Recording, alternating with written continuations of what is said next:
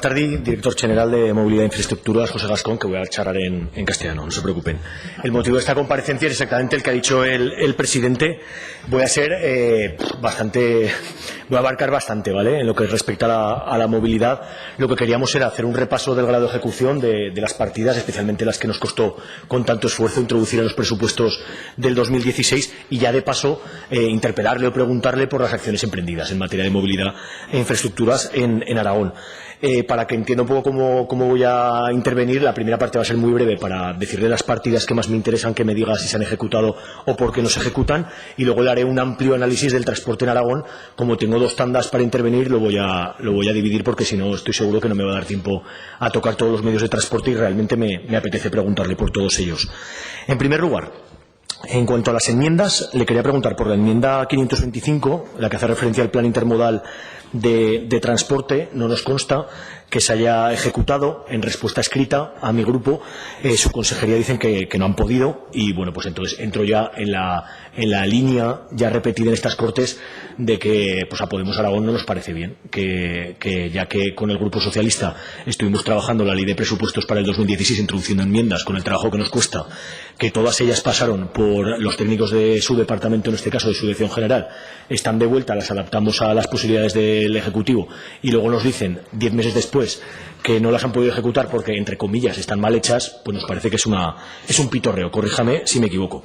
Le quería preguntar por la enmienda 526, que hacía referencia al plan aragonés de la bicicleta.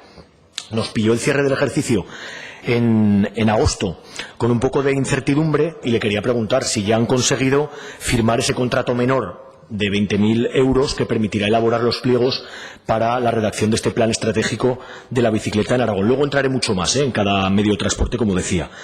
Me consta que sí que han ejecutado la enmienda 535 para la vía verde de Ojos Negros, y si es así, pues me gustaría que lo pusiera en valor, ya que es una enmienda nuestra, que nos cuenten qué han hecho con ese dinero.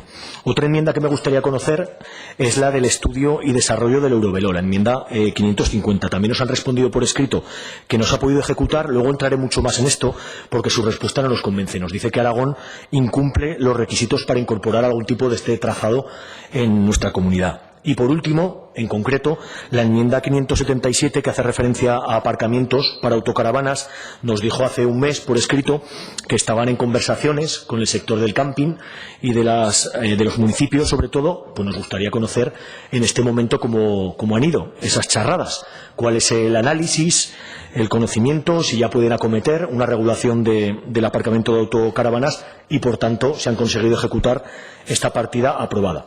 Y como decía, ahora voy a entrar a lo que son los distintos medios de transporte aragoneses, y voy a comenzar por lo más reciente, con el estudio publicado la semana pasada, creo que fue, por la Asociación de Transportes de Viajeros en Autobuses de Aragón junto a la Universidad de Zaragoza. Están planteando un modelo para optimizar el transporte público aragonés que se basa en 8 zonas gestionadas por un único operador, que según este informe hablan de que aumentaría los ingresos hasta un 7%. También en este informe hablan de las malas conexiones en cabeceras de comarca, de la poca periodicidad, especialmente en zonas de montaña, del solapamiento de algunas líneas, de la coincidencia con rutas escolares, luego hablaremos de esto, de la mala planificación hacia centros de salud, de la paulatina pérdida de usuarios, del intrusismo y de muchas más cosas. Todo esto es bastante riguroso porque parte de una encuesta a 1.200 usuarios y a los empresarios del sector, con lo cual nos parece que es bastante útil este informe. Me gustaría conocer cuál es la valoración que hace usted como director general, y si lleva idea de implantar este sistema de concesiones zonales, es decir, si el Gobierno de Aragón pretende implantar esta centralización de los servicios de transporte en Aragón. Al hilo, me gustaría saber si, para hacer esto posible, tiene previsto el traspaso de competencias del Ministerio de Fomento, y cómo van estas conversaciones, si es que las ha habido, con el Ministerio de Fomento en funciones o el actual ministro, que igual no les ha dado tiempo todavía. ¿Cómo tienen previsto pagar esto? Si va a haber una ley propia de financiación del transporte, va a haber un nuevo sistema tarifario o va a haber subvenciones acordes a los déficits de explotación. Y en concreto le quería preguntar por algunas desventajas que en este grupo Podemos Aragón vemos a este modelo. Ustedes, si siguen este modelo, digo que primero le quiero preguntar si lo siguen, han contado lógicamente con las grandes empresas del sector, con lo que sería un oligopolio, que son los que van a poder coger digamos, estas concesiones, ¿no?, con los requerimientos que se plantean. Solamente grandes empresas logísticas van a poder asumir estos contratos. Yo le pregunto, ¿y los pequeños empresarios rurales? Es decir, estos vecinos que gestionan unos pocos autobuses o taxis rurales, ¿se han reunido con ellos?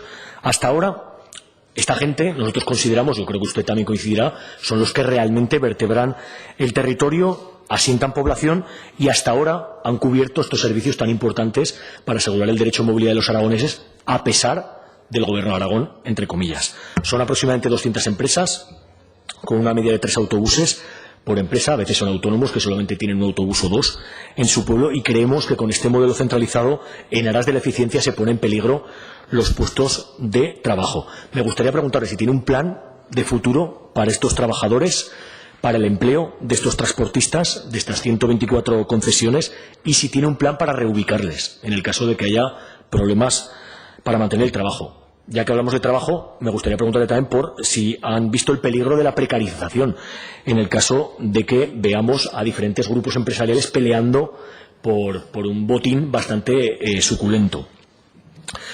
Como antes hablaba de intermodalidad, le quería preguntar dónde queda el tren. Hemos recogido un poco las reivindicaciones de la Plataforma en Defensa del Ferrocarril Público, que siempre reivindican que en estos planes de transporte sean intermodales, es decir, se junten la gestión de las líneas de autobuses con las vías de tren que tenemos ahora mismo. ¿Dónde queda el tren, ¿no?, en estas 8 grandes zonas que serían este modelo? También me gustaría preguntarle dónde queda el Consorcio de Transporte de Zaragoza, dónde queda ese área tan importante que entiendo que es la 9ª. ¿Cómo harán para evitar duplicidades y desajustes en la zona más poblada de Aragón?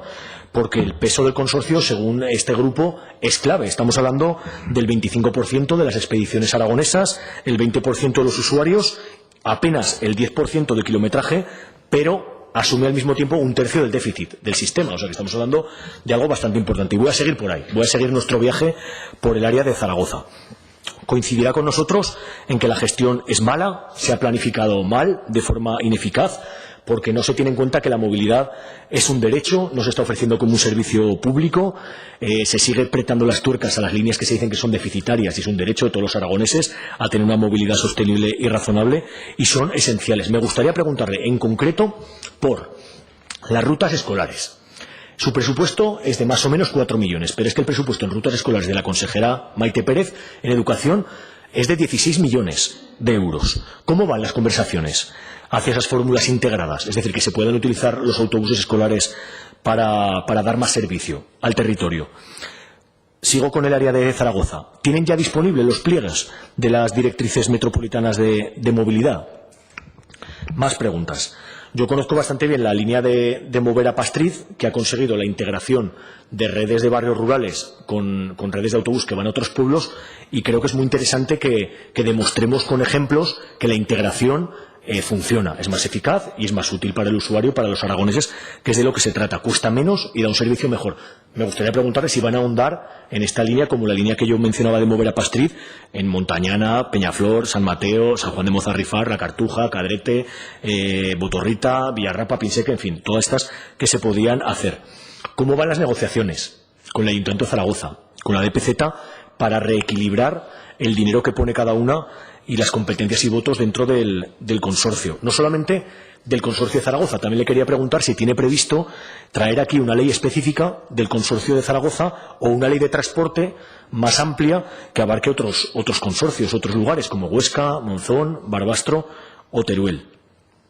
Sobre todo, ¿cómo la va a financiar? Si tiene un plan para financiar todo esto. También me gustaría una pregunta muy específica que hace referencia a los barrios rurales. Si está estudiando la posibilidad de que las líneas que vienen de barrios rurales a Zaragoza hagan paradas, es decir, que puedan dejar gente o coger gente para salir de Zaragoza, que es algo que también podría beneficiarse gran parte de la ciudadanía y de la gente que pasa por Zaragoza y que ahora mismo no se puede hacer. Si tiene plazos para todo esto de las licitaciones, porque me consta que va a haber un retraso, ya lo han anunciado ustedes mismos en los medios, que hasta 2019 no van a llegar las licitaciones preparadas. Me gustaría saber cuáles son los motivos. Bueno, le voy a hablar un poco de carreteras y luego en la segunda parte le hablo. Pero vaya concluyendo, señor Escartín. Sí, me quedan 30 segundos. Aquí aprobamos PNLs a cascoporro. Hoy vamos a aprobar una más, seguramente por unanimidad. ¿Tienen un plan en la Consejería de cara a los presupuestos del 2017 para priorizar todo esto? ¿Van a revisar el Plan General de Carreteras para adaptarlo a las prioridades que marcamos en estas Cortes de Aragón? ¿Calcula la previsión presupuestaria con la que contará para hacer algo en materia de carreteras en los futuros años? Vamos a dar un paseico más en bicicleta, luego en tren y acabaremos en taxi para acabar relajados. En bicicleta, pues me alegro, la verdad, que haya concretado la redacción del plan estratégico de la bicicleta. Entiendo que ya no va a llegar para ejecutarse en este año. Tendremos que esperar a ver qué planes y presupuestos hay para el año que viene. Sí que le quiero dar un tironcico de orejas. No se lo dimos a Soro el otro día, cuando presentó el superplan aragonés de estrategia turística, en el cual se ha olvidado del cicloturismo. No hay ni una sola palabra, ni un solo vector sobre el cicloturismo. Yo le quería preguntar, señor director general, ¿no ha participado en la redacción de este plan, que no aparece? Le quiero recordar que en Alemania el impacto directo del cicloturismo en 2014 fue de más de 11.000 millones de euros, en Francia 7.500 y en Holanda, que es más o menos como Aragón, 2.500. No nos quedemos atrás en infraestructuras de vías verdes, servicios y promoción con respecto a comunidades vecinas, que ya nos estamos quedando atrás. Con respecto a la partida del Eurovelo, usted no ha entrado, pero yo sí que quiero entrar. En la respuesta escrita nos decía que habían hablado con la Federación Aragonesa de Ciclismo. Sin embargo, yo le pregunto, ¿por qué no han hablado con la coordinadora en defensa de la bici, con Bici, que es la representante del Estado español de la European Cyclist Federation, que es la entidad que posee el Eurovelo? No tiene sentido que para los estudios de trazado, la adecuación de vías y la señalización específica no cuenten con la gente que más conocimiento tiene y más competencias en el sector de la bicicleta. Me gustaría preguntarle si desde el departamento quieren hacer una apuesta clara y decidida por el cicloturismo como generador de riqueza en el territorio. Y, siguiendo con la bici, le quería preguntar si va a profundizar en la red de caminos rurales, que este año yo creo que no han hecho nada, y en concreto por una cuestión que yo creo que sería muy interesante, que es el transporte desde ciudades a los polígonos industriales. Por ejemplo, aquí en Zaragoza, pues el de Cuarte, el de Malpica o el de La Puebla. O en temas, por ejemplo, de aparcamientos seguros para bicicletas, que sé que el Ayuntamiento de Zaragoza ya lo está haciendo en alguna lanzadera, y es también una propuesta interesante que me gustaría saber si usted la quiere ahondar. Vamos a seguir viajando un poquito en tren. El panorama es alarmante, luego hablaremos con la moción que ha presentado la diputada Zapater. Me gustaría preguntarle si tiene inversiones previstas, si tiene algún plan, dado que tenemos una plantilla súper envejecida, hay que remodelar líneas, hay que apañar la línea de Teruel, la de Huesca, si queremos abrir el Canfranero y que sea un eje chulo, imprescindible, pues hay que empezar a trabajar desde ya. Es decir, ¿qué plan de promoción tiene su dirección general para el tren público y social? Y en concreto me gustaría preguntarle por la relación con Renfe. Yo sé que son relaciones arduas, que a veces falta control democrático sobre un servicio público tan importante, y en concreto me gustaría preguntarle por el motivo de la interpelación del otro día a Soro. ¿Cómo acabó el convenio que firmó Alarcón con Renfe? ¿Al final se pagó? ¿No se pagó para que se mantuvieran las líneas? Es algo que a mí todavía no me ha quedado claro. Le voy a dejar su ratico de Canfrán, como no podía ser otro, si me quiere anunciar alguna cosita más de las negociaciones con la comarca de la región de Aquitania o con el gobierno español, y sobre todo si mantiene la hoja de ruta prevista para que en el 2020 se reabra la línea. Me gustaría saberlo si a día de hoy mantienen esa fecha. Y en concreto, antes hablaba de Renfe, una sugerencia es volver a traer aquí la escuela técnica de formación para maquinistas, para talleres, para personal de cabina, porque esto sería lo que permitiría que hubiera relevo generacional en la plantilla de ferroviarios que ahora mismo se están jubilando y no hay cambio. Me gustaría preguntarle si hay novedades en la liberalización de la AP2 y la AP68, que es un tema recurrente. Hacía ya varios meses que no lo trabajábamos aquí y me tocaba a mí como diputado traerlo, ya que vivo al lado. Y en concreto por la ARA A1. Hubo una PNL que aprobamos que textualmente dijo: instábamos a iniciar las acciones judiciales que pudieran proceder para exigir en su caso la responsabilidad derivada por las negligencias en la ejecución y control de los proyectos y por la ejecución de las obras realizadas en dicha autopista. Ahí yo sé que Soro no tenía muy claro. Me gustaría preguntarle si van a dar continuidad a estas acciones judiciales requeridas y, en caso contrario, ¿por qué no? Y como le he metido mucha paliza, señor Gascón, para acabar, vamos a dar una vueltica en taxi por Zaragoza, ya si acabamos la comparecencia un poco relajados. A nosotros, me imagino que otros grupos, las cooperativas de taxistas nos han traído una propuesta de ley de taxi para Aragón, al igual que hay en otros territorios como Galicia, Euskadi o Cataluña. Me gustaría saber cómo la ve usted, como director general. ¿Qué le parece esta propuesta? Si tiene previsto traerla a estas Cortes desde el Gobierno, o seremos algún grupo que, si nos parece bien, pues la podemos presentar. Si tiene previsto trabajar esta ley específicamente para los taxistas o incluirla dentro de esa ley o ese plan del transporte de Aragón. Y sin más, pues bueno, le doy las gracias porque me ha respondido a mucho de lo que le he preguntado y espero que en esta segunda tanda